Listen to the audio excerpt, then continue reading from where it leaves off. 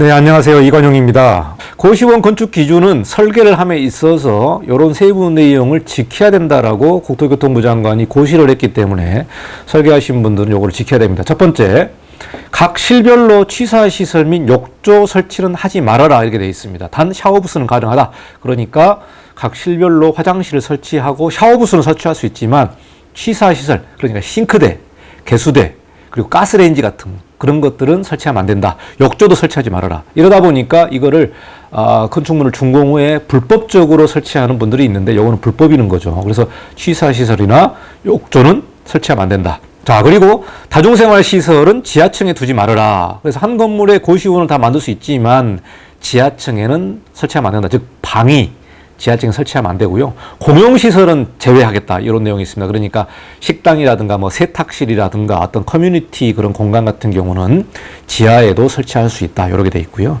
세 번째는 각 실별로 학습자가 공부할 수 있는 시설을 갖춰라. 그러니까 이게 고시원이라는 게 실제로는 주거 용도로, 그러니까 사회의 저소득층이나 정말로 취약계층이 어쩔 수 없이 거주하게 되는 이러한 시설인데 여기에 또 고시원이라는 그런 내용이 있기 때문에 책상을 설치를 해야 됩니다. 그래서 책상을 설치를 해야만 이제 건축 허가라든가 이제 용도 변경이라든가 영업이 나온다는 거죠. 자, 네 번째, 시설 내 공용시설을 설치해라. 그래서 세탁실, 휴게시설, 취사시설 이렇게 되기 때문에 일반적으로 고시원에서는 식사를 제공을 하게 되겠죠. 그래서 이런 부분들은 이제 공용시설을 맞춰서 공동 식당, 뭐 공동 냉장고, 뭐 이렇게 설치를 해라 그렇게 나와 있습니다.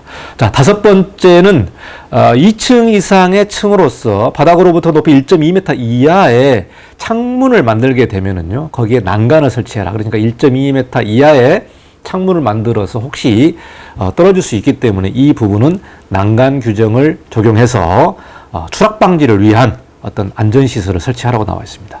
자, 여섯 번째는요, 건축 계획에 있어서 중요한 부분이죠. 복도의 최소 폭은 편복도, 즉 방이 한쪽에만 있는 벽이죠. 그 벽은 1.2m 이상이고요.